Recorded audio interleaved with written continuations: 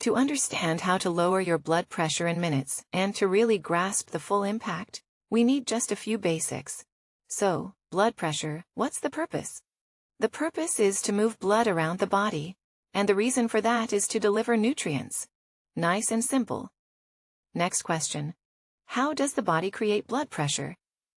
Well, the mechanism is that the heart contracts with a certain force, and the vascular system resists, called peripheral resistance. The more the peripheral resistance, the harder the heart has to squeeze to get the blood to move. The third factor is blood volume, because the vascular system is a closed system. It's kind of like a balloon. If we inflate it, the more pressure we put into it, the more volume we put into it, the greater the pressure. But what's often not asked is how does the body normally regulate these variables, especially the blood volume? It's well known that salt increases blood volume, but we never ask how does the body normally regulate that? How does the body normally reduce that blood volume and keep it in balance? I've done several other videos where we talk about those things, but today we're going to focus on the things that you can change in just a few minutes. So let's look at the variables that affect these things. Variable number 1 is metabolic, like an insulin resistance. A full 80% of people with type 2 diabetes also have high blood pressure, and they're not really sure why. The exact mechanism isn't known, but there are a few things that they think are involved. One is that high insulin levels increase the amount of sodium being reabsorbed. It is necessary to reabsorb somewhere around 98 to 99% of the sodium that gets filtered out through the kidneys. But high insulin levels alter this balance, so an even higher percentage of the sodium is being reabsorbed, creating an imbalance, higher fluid volume, and higher blood pressure. The second thing is that insulin resistance over time, over years and decades, creates vascular remodeling, so that the vascular peripheral resistance increases with insulin resistance. Now the heart has to squeeze even harder and blood pressure goes up. If the cause for high blood pressure is not metabolic, then it is neurological. The obvious example is when you exercise, because now you have an actual need for more nutrients.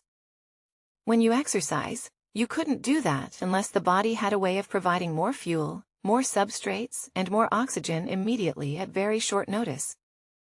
However, it could also be a perceived need, meaning you're not actually moving, you're not actually exercising, but you're feeling stressed. In this case, if you're sitting in traffic, behind your desk, or having a fight, you are not expending more energy, but your body is anticipating that in the very near future, you will need to expend more energy.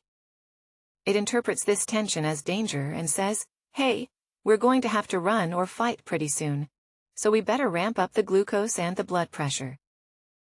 Anytime you have this response, whether it's real or perceived, it's created by increased sympathetic tone, in other words, a stress response. This is the factor that you can change in minutes. Obviously, the real need you don't want to change, that's how it's supposed to work. The metabolic factors are going to take some time to change, it will take days to weeks.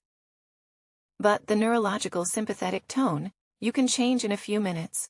If you change your blood pressure by addressing the root causes and reversing adaptations, then there's always a nice bonus in there for you. So make sure you stay tuned. We're going to talk about that toward the end. Let's understand how breathing works. When you breathe in, also known as inspiration, you activate a little bit of sympathetic nervous system activity. Why is that? Because we want to increase the heart rate during the in-breath.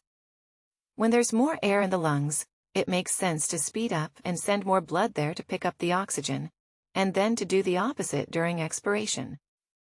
Breathing out activates the parasympathetics, so we can decrease the heart rate that way and use the resources more efficiently. When you're measuring your heart rate, if you have a heart rate monitor or a pulse oximeter and it's reading 60, that's actually an average. You're probably closer to 65 during inspiration and maybe 55 during expiration. You can't breathe without using certain muscles. The primary breathing muscle is your diaphragm, which is a dome-shaped muscle.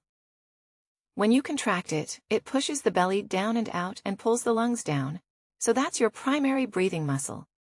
The second muscle is the intercostal muscles, and you have one muscle between every rib that pulls on the ribs and makes them flare a little bit.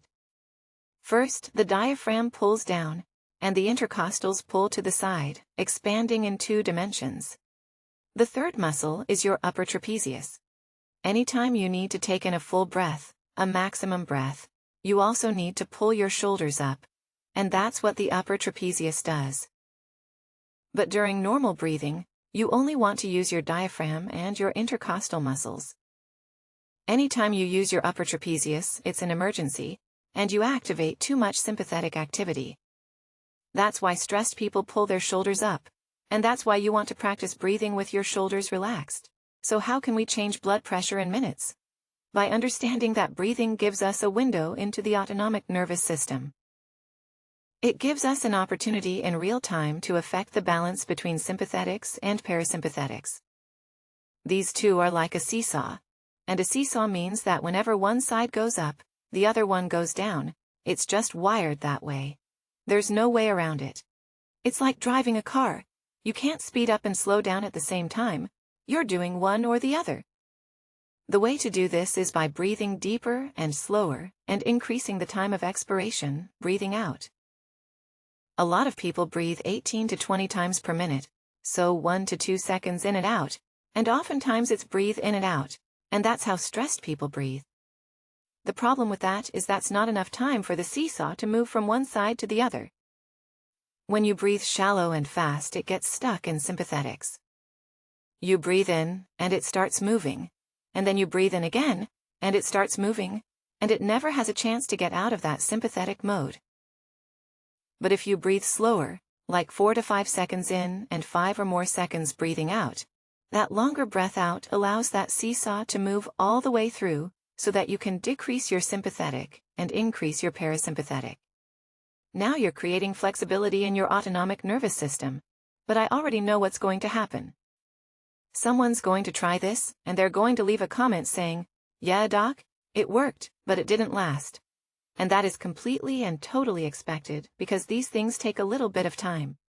It's like some people say, "Oh, don't tell me that food affects health." I don't believe that because I ate a carrot once and nothing happened, right? It doesn't work like that. You have to understand that certain things take time. That's not supposed to be an instantaneous effect. But if we understand neuroplasticity, then we can have it work for us. Think of a concert pianist, someone who is as good a pianist as that. They can play on automatic. How is that? Because they have reinforced certain pathways, certain neural networks to the point where they're so practiced, they're so strong and stable that they can play music and have a conversation at the same time. That's how automated you want to get. You can practice certain habits, practice the good habits that you want more of, to the point where they become automated. That's the power of neuroplasticity. It works against you in that bad habits also get automated.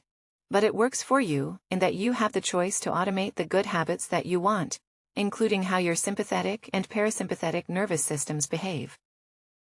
Now you don't have to practice 5 hours a day like a concert pianist, but 5 minutes a day would be really good, or maybe 5 minutes twice a day.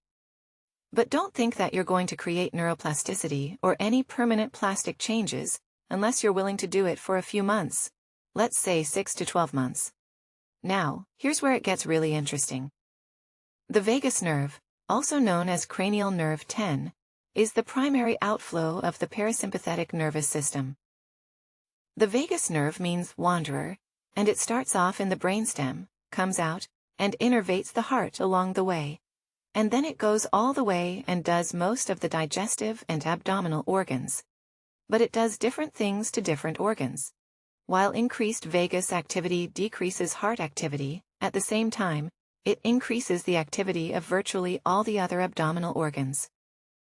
So when we increase vagus activity, we improve digestion, we improve repair, we improve detoxification, and we improve healing and even reproduction, because these organs cannot work without blood flow.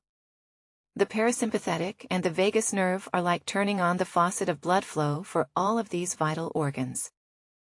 And here's the real bonus. Think of your body as your vehicle. Let's say that this vehicle has a few years on it.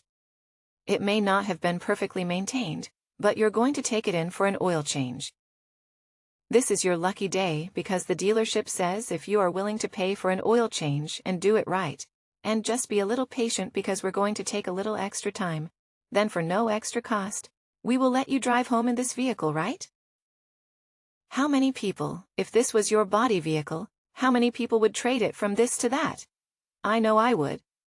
Because when you activate the vagus nerve and calm down the heart and reduce the blood pressure, it's not about the blood pressure.